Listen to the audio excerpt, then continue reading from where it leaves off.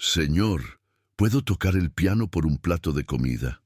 La pregunta, apenas un susurro ronco y cansado, cortó el aire perfumado del lujoso restaurante El Esplendor como un trozo de vidrio en la seda. Mateo Herrera, el gerente, levantó la vista de su impecable podio, sus ojos recorriendo con desdén la figura encorvada de Arturo Vargas. El anciano, con su abrigo raído y sus manos temblorosas, parecía una mancha de hollín en un lienzo inmaculado. Una risa sofocada brotó de una mesa cercana. Una pareja vestida de gala observaba la escena con diversión cruel. Mateo sonrió, una sonrisa tensa y afilada que no llegó a sus ojos. El contraste era brutal. La opulencia de Polanco, con sus candelabros de cristal y el murmullo de conversaciones sobre acciones y viajes a Europa, chocando contra la cruda realidad de un hombre cuya única moneda era una habilidad invisible, una petición que sonaba a delirio. La voz de Arturo, aunque baja, no carecía de una extraña dignidad que irritó profundamente a Mateo. No era la súplica llorosa de un mendigo común, sino una transacción propuesta con una seriedad casi ceremonial. El gerente disfrutaba de estos pequeños momentos de poder donde podía reafirmar el orden natural de su universo. Él era el guardián de este templo de exclusividad, y aquel anciano era un sacrilegio andante. El murmullo en el salón creció, no de empatía, sino de un interés morboso, como si estuvieran presenciando un espectáculo inesperado. Los comensales, con sus copas de vino suspendidas en el aire, se convirtieron en un jurado silencioso y hostil. Para ellos, Arturo no era una persona, sino una interrupción, una nota discordante en la sinfonía perfecta de su noche de privilegio y exceso, un recordatorio desagradable de un mundo que preferían ignorar por completo. El silencio que siguió a la risa inicial fue aún más pesado, cargado de un juicio implacable. Arturo permaneció inmóvil, su mirada fija en Mateo, sin retroceder ante el desprecio palpable. No agachó la cabeza ni extendió la mano. Simplemente esperó una respuesta, sosteniendo su oferta con una entereza que desconcertaba. Sus ojos, increíblemente lúcidos en un rostro devastado por el tiempo y la intemperie, parecían contener una historia inmensa, una tristeza tan profunda que por un instante fugaz hizo vacilar la arrogancia de Mateo. Pero fue solo eso, un instante. El gerente rápidamente recuperó su compostura, viendo en la petición no una oportunidad para la compasión, sino una para la humillación pública, un entretenimiento barato para su clientela de élite. La idea comenzó a formarse en su mente, una pequeña chispa de crueldad que prometía hacer la noche mucho más interesante. Arturo Vargas era un hombre de 72 años que llevaba el mapa de su vida tallado en el rostro. Cada arruga contaba una historia de noches a la intemperie y días de indiferencia. Sus ropas gastadas y delgadas eran un pobre escudo contra el frío implacable de la Ciudad de México, un frío que se le metía en los huesos con una crueldad insistente. Llevaba 2 días sin probar bocado, y el hambre era un animal vivo en su estómago, una garra que se apretaba y le robaba las fuerzas. Había sido la melodía suave de un piano, filtrándose débilmente hacia la calle, lo que lo había atraído a las puertas de El Esplendor. El calor que emanaba del interior al abrirse las puertas fue un abrazo y una bofetada al mismo tiempo, un paraíso al que sabía que no pertenecía, pero al que la desesperación lo había empujado a entrar. Sin embargo, detrás de la apariencia de un anciano derrotado por la vida, sus ojos conservaban una llama intacta, guardaban una lucidez asombrosa y una tristeza tan vasta como el océano. Quienes lo veían en la calle, si es que se dignaban a mirarlo, solo veían a un indigente más, una estadística silenciosa. Pero Arturo era un hombre de una dignidad inquebrantable. Se negaba a extender la mano para pedir una moneda, pues sentía que hacerlo sería traicionar el último vestigio de quién era. La música era lo único que le quedaba, el único lenguaje en el que aún podía expresar el valor de su alma. Esa era su única oferta al mundo, un intercambio justo, su arte a cambio de un poco de calor y sustento, una forma de decir que, a pesar de todo, aún tenía algo valioso que ofrecer. Lo que nadie en ese salón resplandeciente podía imaginar era que ese hombre, con sus zapatos rotos y sus manos manchadas, había sido el maestro de las teclas. Décadas atrás, su nombre, Arturo Vargas, era sinónimo de virtuosismo y pasión. En las salas de conciertos más prestigiosas del mundo, desde el Palacio de Bellas Artes hasta el Carnegie Hall, las multitudes se ponían de pie, conmovidas hasta las lágrimas por la forma en que sus dedos danzaban sobre el marfil y el ébano, extrayendo sonidos que parecían venir directamente de un reino celestial.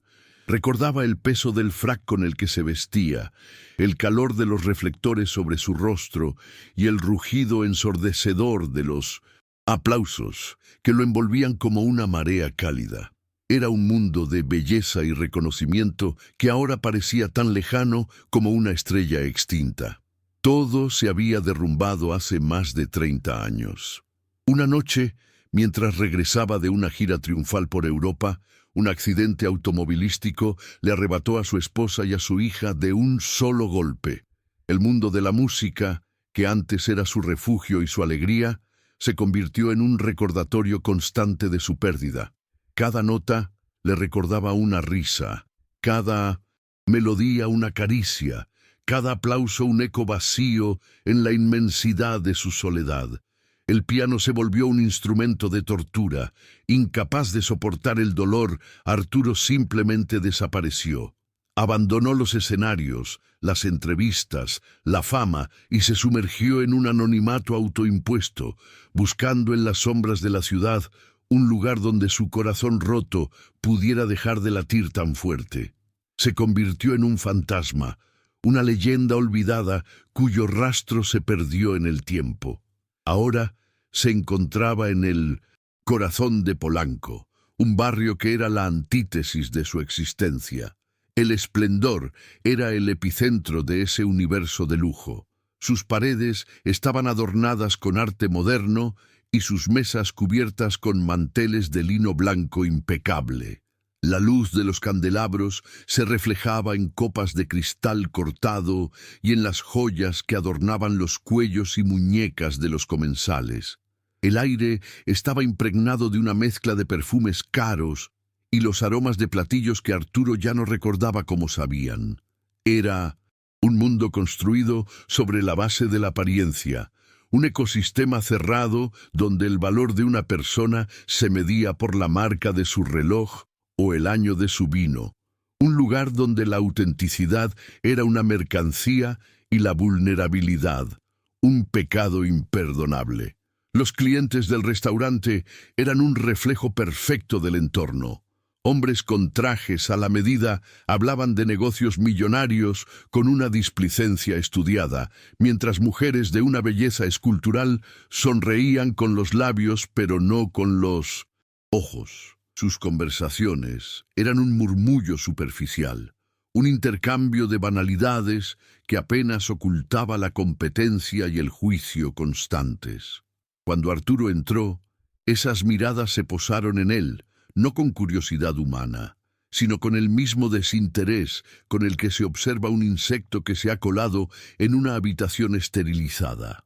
Lo evaluaron en un segundo y lo descartaron, clasificándolo como un error en su perfecta realidad, una molestia que debía ser eliminada rápidamente para que pudieran volver a su mundo de ilusiones bien cuidadas. En medio de ese escenario, Arturo se sentía como un fantasma de un mundo diferente, un espectro de la verdad en un teatro de falsedad. El desprecio era una barrera invisible pero sólida, más fría que el viento de la calle. Podía sentir el peso de cientos de ojos juzgándolo, despojándolo de su humanidad y reduciéndolo a su apariencia. Cada risa disimulada, cada susurro despectivo, era una pequeña aguja que se clavaba en su espíritu ya herido. Sin embargo, no se movió. Había soportado tormentas mucho peores dentro de su propia alma. Se aferró a su propósito con la tenacidad de quien no tiene nada más que perder, enfocando toda su atención en el hombre que tenía el poder de concederle o negarle un momento de alivio, el arrogante gerente que lo miraba como si fuera basura. Para Mateo Herrera, el mundo era un escenario y él era su director. A sus 40 años había escalado posiciones a base de una ambición implacable y una obsesiva atención a la imagen. El esplendor no era solo su lugar de trabajo, era su obra maestra, un ecosistema perfectamente curado de riqueza y exclusividad. La presencia de Arturo era un error de casting, una nota desafinada que amenazaba con arruinar su composición. En su mente, el valor de una persona se leía en la etiqueta de su traje, no en la profundidad de su mirada. Veía al anciano y no sentía compasión, sino una profunda irritación. La petición de tocar el piano no le sonó a un ruego desesperado, sino a una insolencia, un intento de manchar su templo sagrado con la suciedad de la pobreza. El poder de Mateo era absoluto dentro de esas 4 paredes. Con un gesto sutil, podía hacer que un camarero desapareciera o que un guardia de seguridad apareciera. Su verdadera arma, sin embargo, era la humillación. Disfrutaba el arte de hacer sentir a la gente fuera de lugar, de recordarle su inferioridad con una sonrisa condescendiente o una palabra afilada. Su amenaza contra Arturo era física, sino moral. Podía exponerlo, ridiculizarlo frente a una audiencia de élite y luego desecharlo a la fría noche, asegurándose de que el anciano se fuera no solo con el estómago vacío, sino también con el espíritu aplastado. Para Mateo, mantener el orden y la imagen prístina de su restaurante era una misión sagrada, y estaba dispuesto a aplastar a cualquiera que se interpusiera en su camino. Del otro lado del abismo social, para Arturo, lo que estaba en juego trascendía infinitamente la necesidad de un plato de comida. El hambre era un dolor agudo, pero había un anhelo aún más profundo que lo había impulsado a entrar. Ese piano de cola, un imponente Steinway negro que brillaba bajo las luces, no era solo un instrumento. Era un portal a su verdadero yo, un ancla a la única identidad que le quedaba. Tocarlo significaba reconectarse con el hombre que fue, con el esposo y padre que amaba, con el artista que podía hacer llorar al mundo con su música. Era una oportunidad de demostrar, aunque fuera solo para sí mismo, que el maestro de las teclas no había muerto del todo, que su alma aún existía bajo las capas de mugre y desesperación. Aquí, en el silencio tenso del restaurante, se dibujaba el conflicto central, la lucha de la dignidad humana contra la arrogancia de la superficialidad. Era el valor intrínseco del arte contra el valor asignado del dinero. Arturo ofrecía el lenguaje universal del alma, una expresión de belleza nacida del dolor y la experiencia. Mateo, por otro lado, defendía el lenguaje exclusivo del estatus, un código basado en apariencias y posesiones materiales. La pregunta que flotaba en el aire no era si un anciano podía tocar el piano, sino si el arte y la humanidad podían tener cabida en un mundo obsesionado con lo material, si una melodía podía ser más valiosa que la fachada de lujo que Mateo protegía con tanto celo. La mente de Mateo trabajaba con rapidez, sopesando sus opciones. La solución más sencilla era llamar al anciano sin más alboroto. Pero entonces vio las miradas de sus clientes, una mezcla de desdén y aburrimiento. Una idea más cruel y entretenida comenzó a germinar. Podría convertir esto en un pequeño espectáculo. Dale una oportunidad, Mateo. susurró con sorna un empresario en la mesa más cercana. Quizás nos toque las mañanitas. La sugerencia fue recibida con risitas. Mateo asintió para sí mismo. Sí, eso sería mucho mejor. Permitiría que el viejo se expusiera al ridículo, que demostrara su ineptitud, y la lección sería mucho más poderosa. La humillación pública era siempre más satisfactoria que una simple expulsión. El ambiente se cargó de una complicidad cruel. Los comensales se acomodaron en sus asientos, preparándose para el espectáculo. Las conversaciones cesaron, reemplazadas por una expectativa burlona. Nadie creía que el anciano pudiera hacer algo más que aporrear las teclas de forma incoherente. Se convirtieron en una turba silenciosa, unida en su prejuicio y listos para disfrutar de la caída del intruso. Arturo sintió la energía colectiva de la sala, el peso de su desprecio unificado. No era solo Mateo su antagonista, era todo ese mundo, esa cultura de la indiferencia que lo había mantenido invisible durante años. Ahora de repente era el centro de atención, pero de la peor manera posible, como el bufón de la corte. A pesar del miedo y la debilidad que el hambre le provocaba, Arturo no desvió la mirada del piano. Aquel instrumento era su única salvación posible en ese mar de hostilidad. Lo llamaba, le prometía un refugio. Sabía perfectamente lo que todos esperaban, que fracasara estrepitosamente.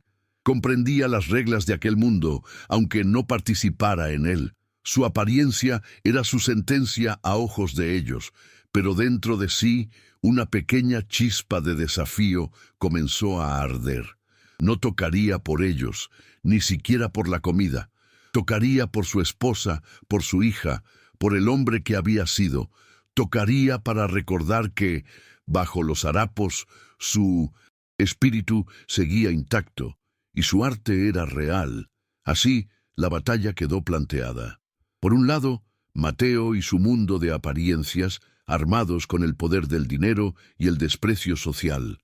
Por otro, Arturo, un rey en el exilio, armado únicamente con la memoria de su talento y una necesidad desesperada de afirmar su propia existencia. El premio para uno era una cena caliente y un momento de respiro. Para el otro, la reafirmación de su control y una dosis de entretenimiento sádico, profundo. Pero lo que se disputaba en el lujoso salón de El Esplendor era la definición misma del valor humano. La tensión era palpable, un hilo a punto de romperse, mientras todos esperaban la decisión del gerente, el veredicto del director de escena.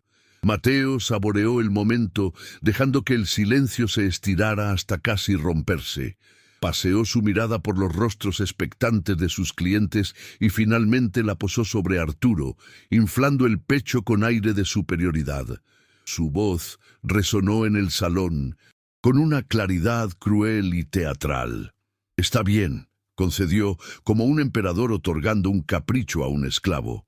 «Toque una canción, abuelo. Vamos a ver si su música vale un plato de comida». Una ola de risas contenidas recorrió el restaurante. No era una oportunidad, era una sentencia.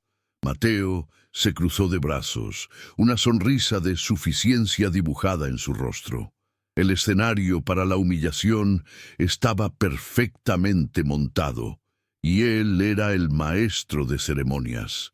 La tensión en la sala no era de suspense, sino de anticipación sádica, la misma que precede a un sacrificio. Arturo asintió lentamente, sin decir una palabra. Cada movimiento parecía costarle un esfuerzo inmenso mientras se giraba y comenzaba su lento peregrinaje hacia el piano. El trayecto de apenas 10 metros se sintió como 1 kilómetro. Cada paso era pesado, deliberado, el sonido de sus zapatos gastados una afrenta contra la alfombra persa. El silencio en El Esplendor era ahora absoluto, roto únicamente por el tintineo cubierto nervioso. Todos los ojos estaban fijos en su figura frágil y encorvada, una silueta de pobreza moviéndose a través de un océano de opulencia.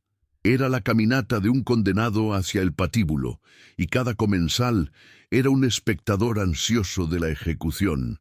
Arturo no miró a nadie. Su vista estaba fija en el imponente instrumento negro que lo esperaba como un altar. Al llegar al piano, se detuvo por un instante.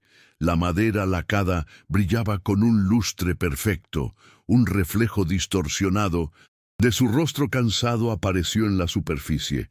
Sus manos, manchadas por la calle y temblorosas por el frío y el hambre, contrastaban violentamente con las teclas de marfil y ébano, inmaculadas y perfectas. Con una reverencia casi imperceptible, extendió un dedo y rozó suavemente una de las teclas centrales, sin producir sonido alguno. Fue un gesto íntimo, un saludo silencioso a un viejo amigo perdido, un momento de comunión que nadie en la sala pudo comprender. En ese simple contacto pareció recargar una energía olvidada, un recuerdo de la conexión visceral que siempre había existido entre su alma y la música, un mundo donde él era rey. Con una dignidad que parecía fuera de lugar en su cuerpo maltratado, Arturo se acomodó en el taburete de cuero. Y entonces algo cambió. Su espalda, antes encorvada por el peso de los años y la miseria, se enderezó sutilmente. No era la postura de un mendigo, sino la de un concertista. Cerró los ojos, y en esa oscuridad autoimpuesta, el ruidoso y hostil restaurante se desvaneció. Su rostro, antes una máscara de agotamiento, se transformó, adquiriendo una expresión de profunda concentración y serenidad. El público se inclinó hacia adelante, esperando el primer acorde torpe que desataría sus risas. Mateo, observando desde la distancia, sonrió con más fuerza. El acto final de la comedia estaba a punto de comenzar. La tensión era palpable, el aire denso con prejuicio. Un segundo de silencio se extendió como una eternidad. El mundo entero pareció contener la respiración. En ese instante, suspendido, Arturo no era un anciano en harapos, ni un objeto de burla. Era un conducto, un recipiente esperando ser llenado por algo mucho más grande que él mismo. Su mente se vació de la humillación, del hambre, del frío. Solo quedaba el mapa de las teclas impreso en su memoria muscular y el eco de melodías que habían dormido en su interior durante 3 décadas. La audiencia esperaba un fracaso, un ruido patético que confirmara sus creencias sobre el orden del mundo. Esperaban la prueba de que un hombre con esa apariencia no podía, bajo ninguna circunstancia, crear belleza.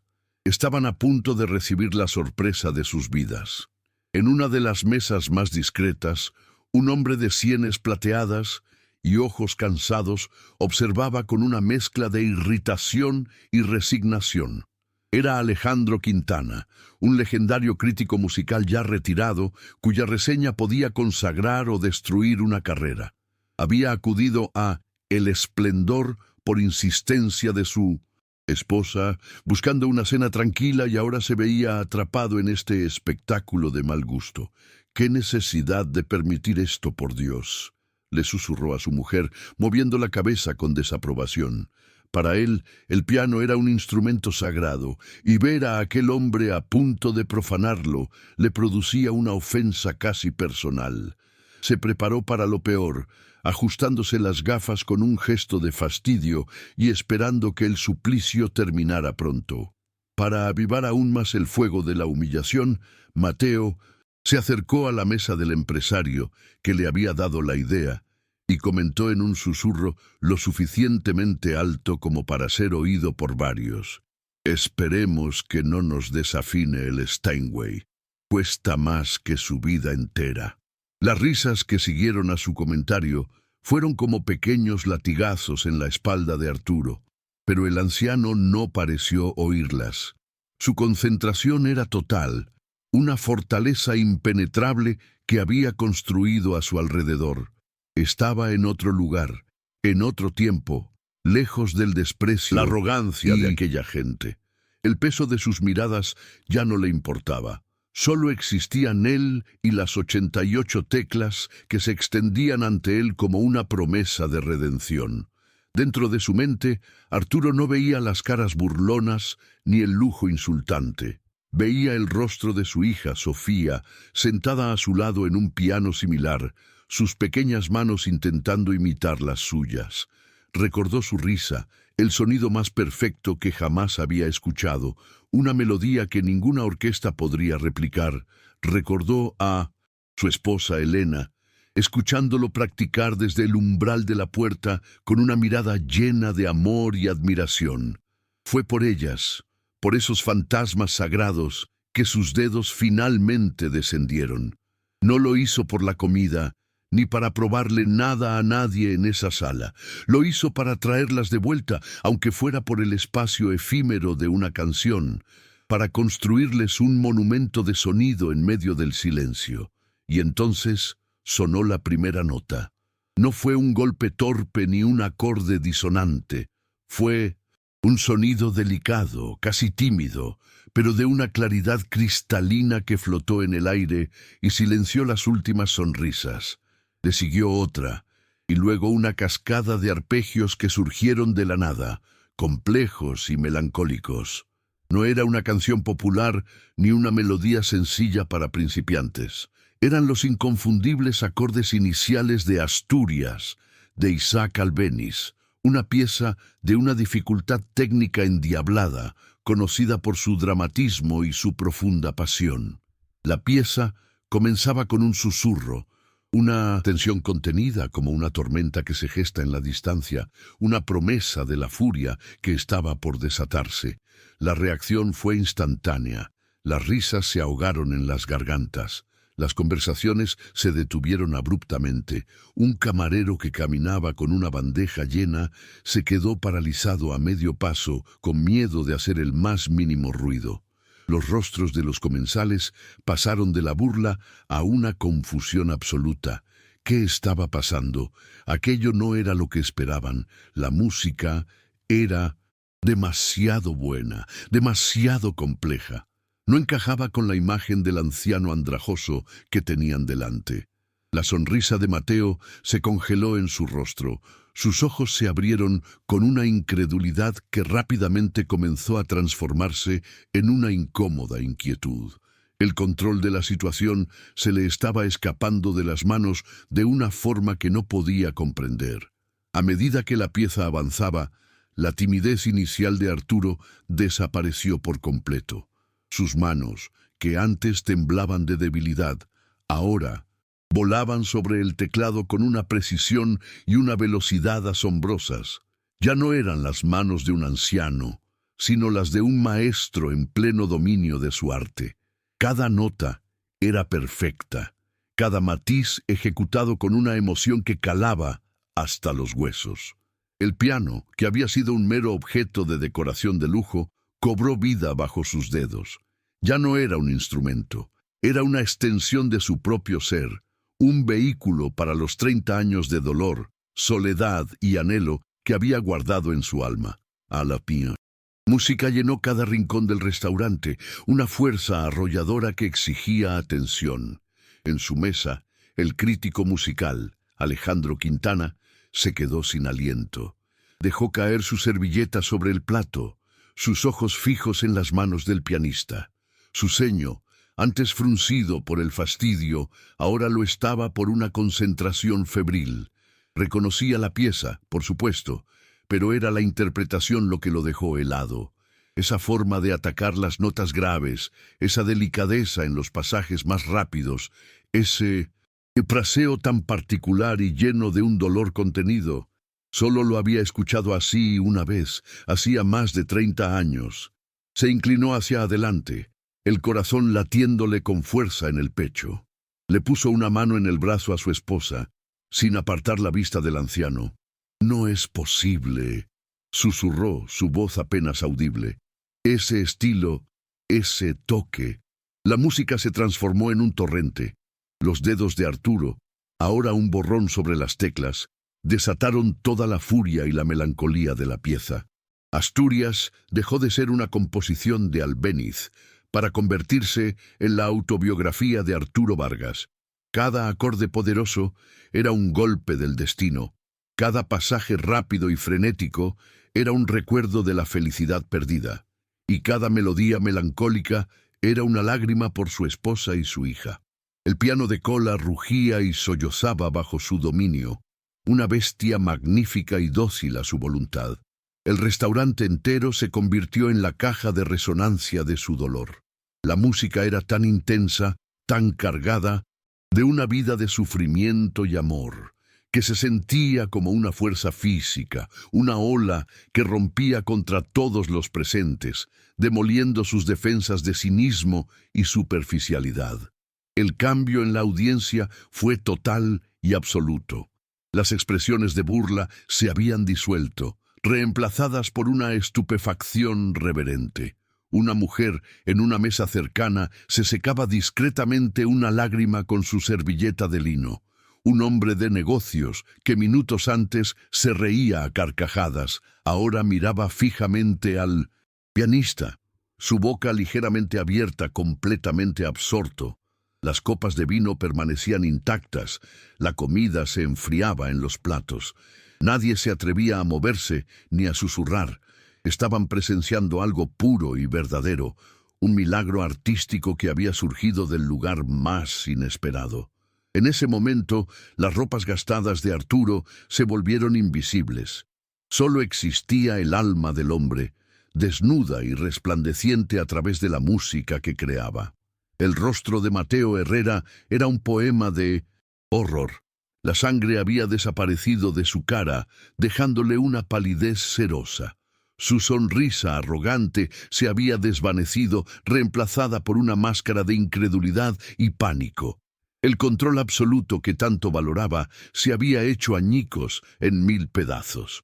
Había querido montar un circo para humillar a un mendigo, y en su lugar había puesto en el escenario a un titán. Cada nota perfecta era una bofetada a su juicio. Cada ovación contenida en los corazones del público era un clavo en el ataúd de su autoridad. Estaba atrapado, impotente, reducido a un simple espectador del triunfo del hombre que había despreciado. El abuelo no era un bufón, era un rey, y acababa de reclamar su trono en el corazón del imperio de Mateo. En su mesa, Alejandro Quintana ya no tenía dudas. Su mente, entrenada durante 50 años para reconocer el genio, unió todas las piezas. La técnica impecable, la pasión desbordada y, sobre todo, ese fraseo único, esa forma de respirar con la música que era la firma inconfundible del más grande pianista que México había dado. Se giró hacia su esposa, sus ojos brillando con una emoción febril, la emoción de un arqueólogo que descubre una ciudad perdida.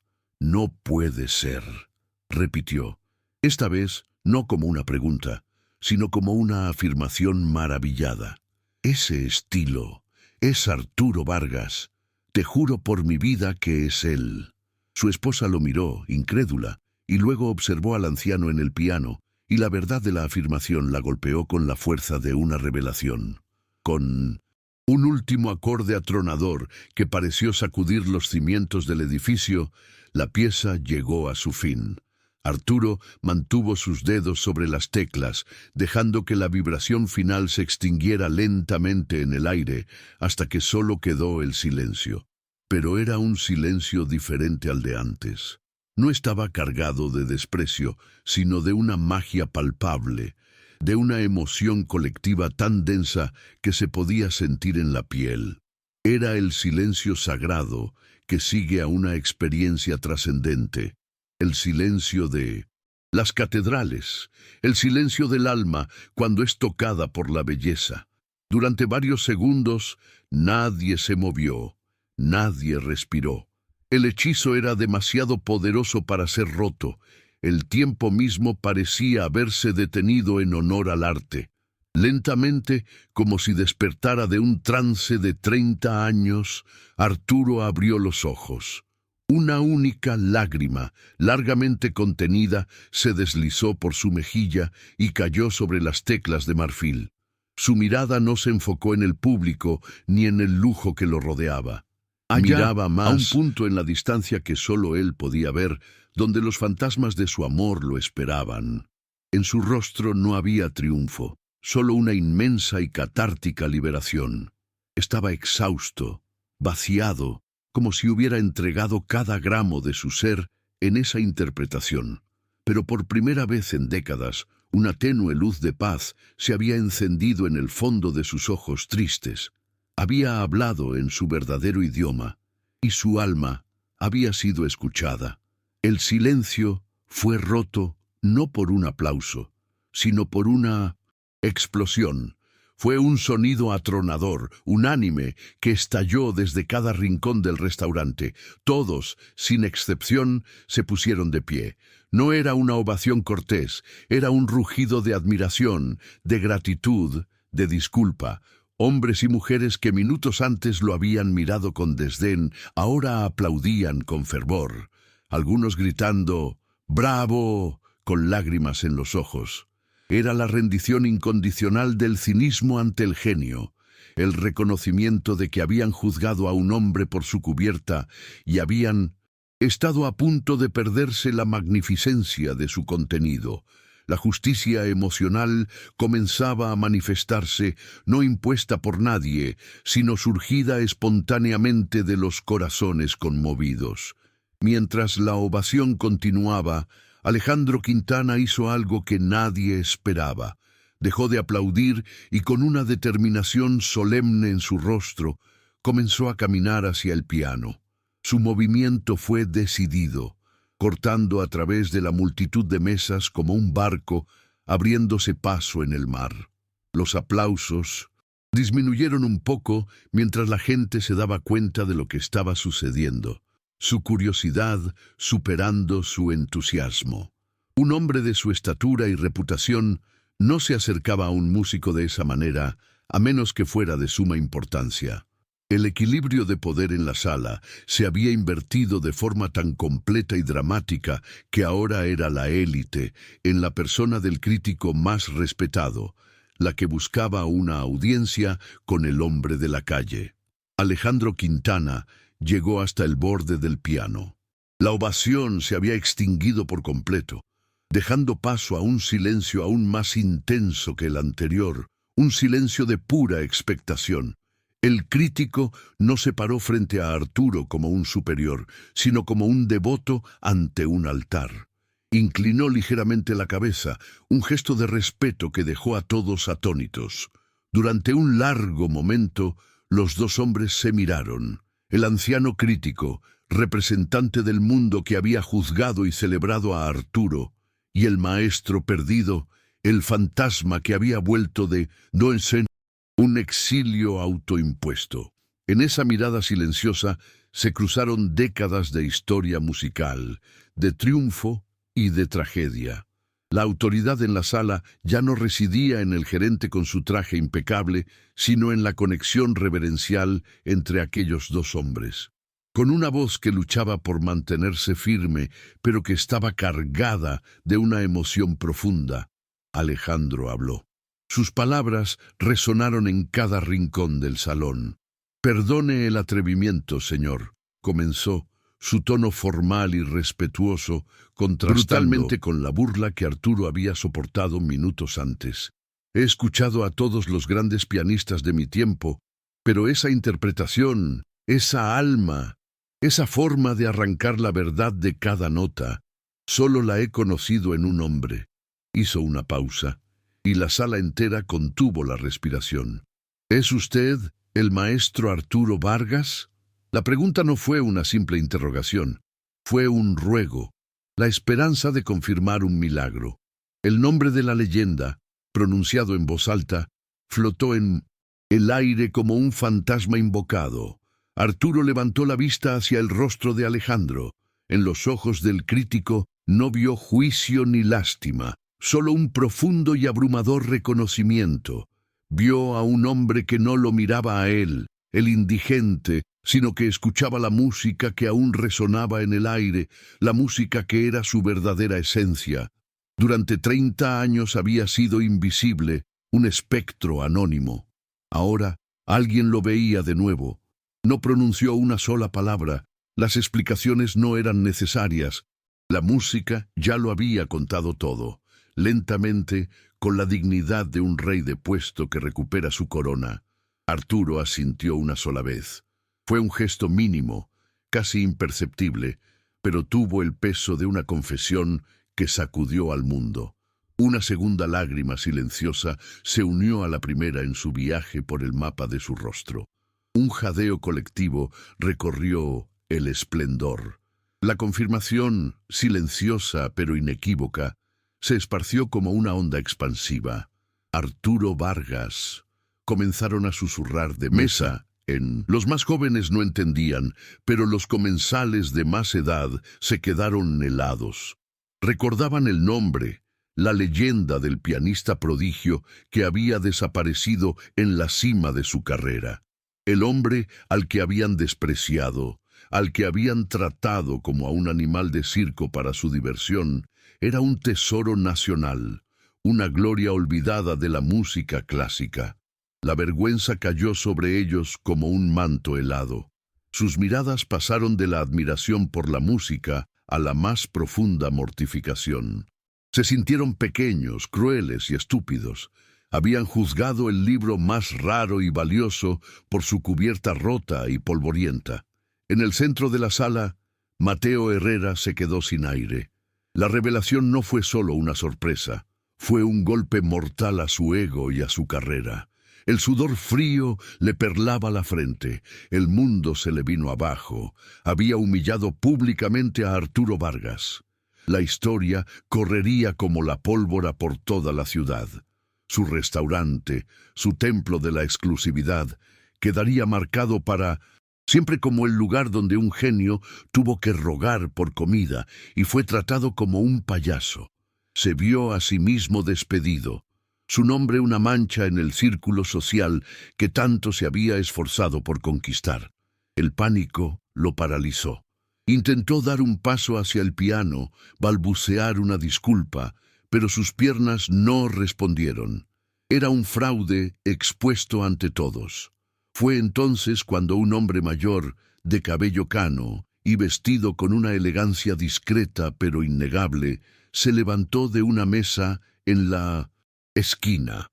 Era el señor Dubois, el dueño franco-mexicano de El Esplendor, un hombre que rara vez visitaba sus negocios, pero que, por azares del destino, estaba allí esa noche. Caminó con calma, su rostro serio e impasible, pasando directamente al lado de su gerente congelado sin siquiera dirigirle una mirada. Ignoró por completo a Mateo, como si fuera una pieza de mobiliario, y se dirigió directamente hacia el piano.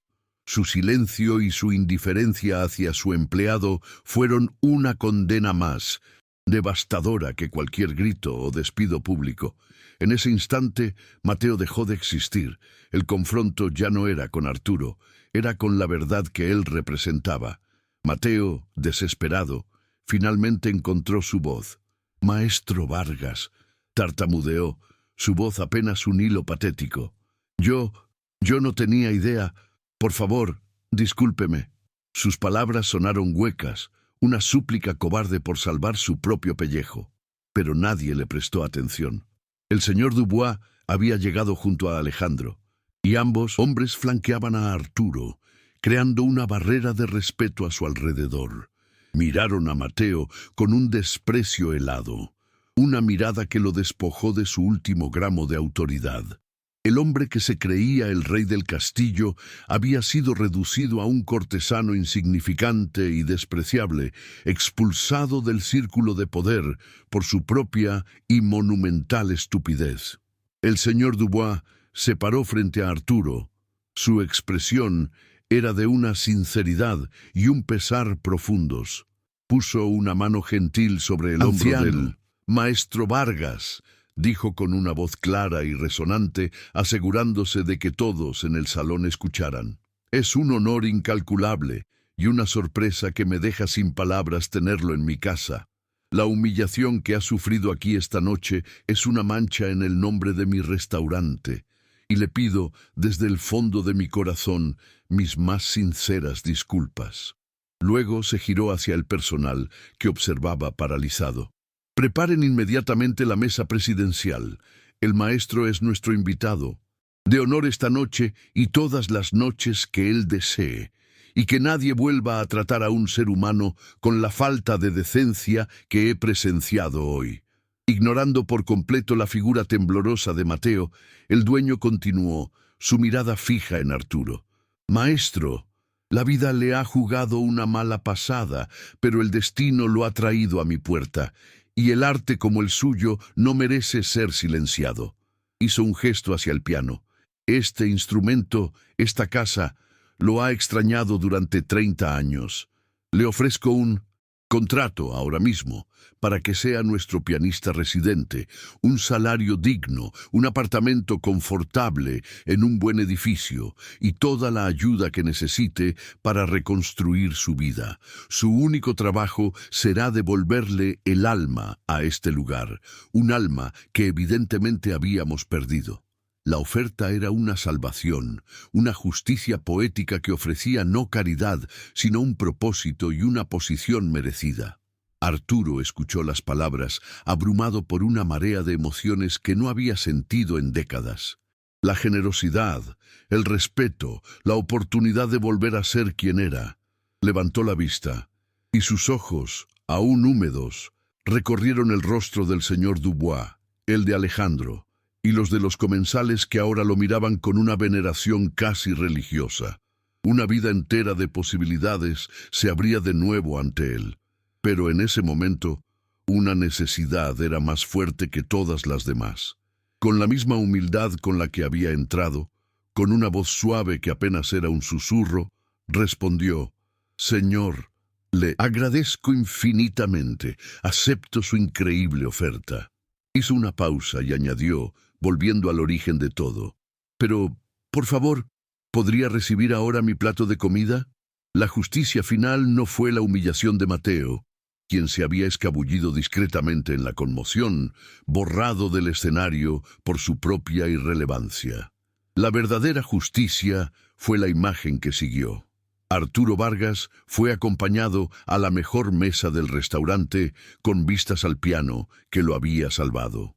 Un camarero, con un respeto que rayaba en la devoción, le sirvió un plato humeante de sopa de lentejas, el plato más sencillo y reconfortante del menú. Con manos que aún temblaban, no por debilidad, sino por el peso del momento, Arturo tomó la cuchara y probó el primer bocado caliente en más de 2 días, y mientras comía, un silencio respetuoso envolvía el salón, y todos los presentes entendieron que estaban presenciando algo más que un hombre saciando su hambre. Estaban viendo a la dignidad, finalmente, siendo servida en la mesa de honor. Mientras el calor de la sopa comenzaba a extenderse por su cuerpo, ahuyentando un frío que parecía llevar décadas instalado en sus huesos, Arturo miró sus propias manos apoyadas en la mesa. Estaban agrietadas, sucias y temblorosas, las manos de un hombre que había perdido todas las batallas contra el mundo. Sin embargo, eran las mismas manos que minutos antes habían resucitado a un genio y silenciado la arrogancia de un salón entero. Eran las manos que habían convertido el dolor en una belleza sobrecogedora. En ese instante de claridad, mientras el murmullo respetuoso del restaurante se convertía en un bálsamo para su espíritu, comprendió una verdad fundamental que había olvidado en su largo peregrinaje por la soledad. El verdadero valor de un hombre no se mide por el abrigo que lo cubre, ni por las monedas en su bolsillo, sino por la música que su alma es capaz de revelar. Hay historias de dignidad y talento ocultas a simple vista en cada rincón del mundo. Comparte este relato si crees que el verdadero valor de las personas siempre merece ser reconocido.